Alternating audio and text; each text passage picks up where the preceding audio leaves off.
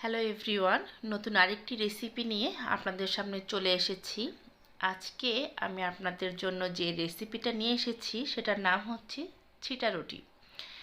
এই ছিটা রুটি কিন্তু খেতে খুবই ভালো লাগে, করাটাও অনেক সহজ, কিন্তু অনেকেই এই রেসিপিটা বাসায় তৈরি করতে পারেন না। বিশেষ করে শহর এলাকায় যারা থাকেন তারা এই রেসিপিটা তৈরি করতে পারেন না। আজকে খুব সহজে আপনাদের সাথে এই রেসিপিটা আমি শেয়ার করব। প্রথমেই এখানে নিয়ে নিয়েছি আমি আতপ চাল। আমি একটু মোটা আতপ চাল এখানে 4 থেকে 5 ঘন্টা খুব ভালোভাবে ভিজিয়ে রেখেছি। সেগুলোকে ব্লেন্ডারে একটু জল দিয়ে আমি মিহি পেস্ট করে নেব।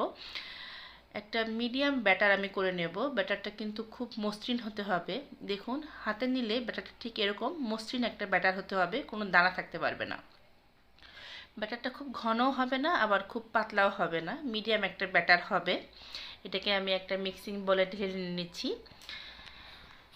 এই ব্যাটারটাতে আমি দিয়ে দেব স্বাদ মতো লবণ। লবণটা দিয়ে ব্যাটারটাকে খুব ভালো করে আমি মিক্সড করে নেব। আমার এই রেসিপিগুলো যদি আপনাদের ভালো লেগে থাকে তাহলে আমার চ্যানেলটা সাবস্ক্রাইব করে পাশে থাকা বেল আইকনটা বাজিয়ে দেবেন। আমি যখনই কোনো রেসিপি আপলোড করব আপনি সবার আগেই নোটিফিকেশন পেয়ে যাবেন। দেখুন, আমি কিন্তু ব্যাটারটাকে খুব ভালো করে একটু ফেটিয়ে নিচ্ছি, কারণ হাত দিয়ে খুব ভালো করে এটাকে ফেটিয়ে নিতে হবে। তাতে করে এই ছিটা রুটিটা আমরা যেটা বানাবো সেটা খেতে খুবই ভালো লাগবে আর পিঠাগুলো খুব সুন্দর হবে। তাই এটাকে হাত দিয়ে খুব ভালো করে আমরা এইভাবে ফেটিয়ে নেব।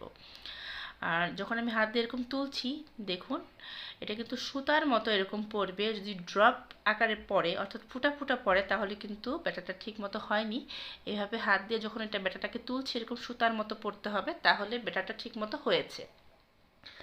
আর পিঠাগুলো তৈরি করবো আমি ননস্টিক প্যানে। এখানে একটা ননস্টিক প্যান আমি চুলায় বসিয়ে দিয়েছি। প্যানে কিন্তু আমি আগে থেকে কোনো তেল ব্রাশ করিনি, যেহেতু ননস্টিক প্যান নিয়েছি এটাকে অয়েল ব্রাশ করার দরকার নেই। আপনারা এই পিঠাগুলো যখন তৈরি করবেন একটা ননস্টিক প্যানে তৈরি করবেন, তাহলে পিঠাগুলো খুব সুন্দরভাবে উঠে আসবে।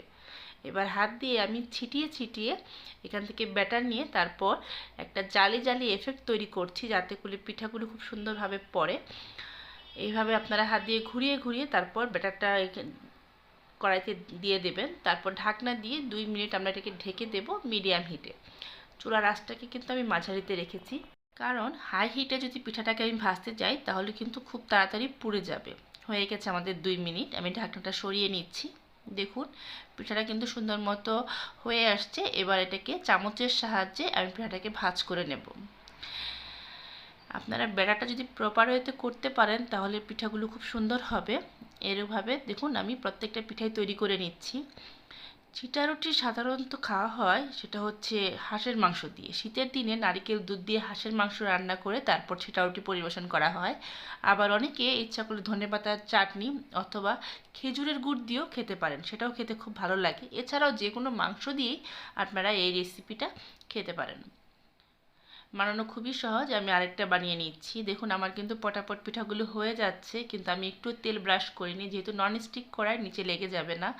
আপনারা লোহার কোনো কড়াই এই পিঠাগুলো ভাজতে যাবেন না, সেই ক্ষেত্রে নিচে আটকে যাবে, পিঠাগুলো প্রপার ওয়েতে আপনারা তুলতে পারবেন না।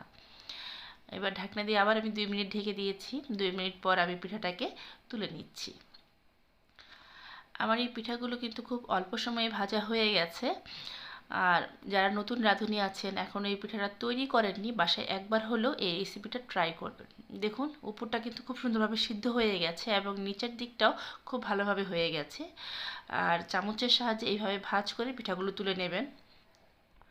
গ্রামে এই পিঠাটার খুব প্রচলন, বেশিরভাগ বাসায় এই পিঠাটা তৈরি করা হয়, কিন্তু শহরে এইভাবে তৈরি করা হয় না, অনেকেই ঝামেলার মনে করেন। আশা করি আমার এই রেসিপিটা দেখে আপনারা বাসায় অবশ্যই একবার হলেও রেসিপিটা চেষ্টা করবেন। দেখুন, ঠান্ডা হয়ে যাওয়ার পরেও কিন্তু পিঠাগুলো কতটা নরম আছে। আশা করি আজকের এই রেসিপিটা আপনাদের ভালো লেগেছে। আবার ফিরবো একটি নতুন রেসিপি নিয়ে। সেই পর্যন্ত সবাই ভালো থাকবেন। ধন্যবাদ।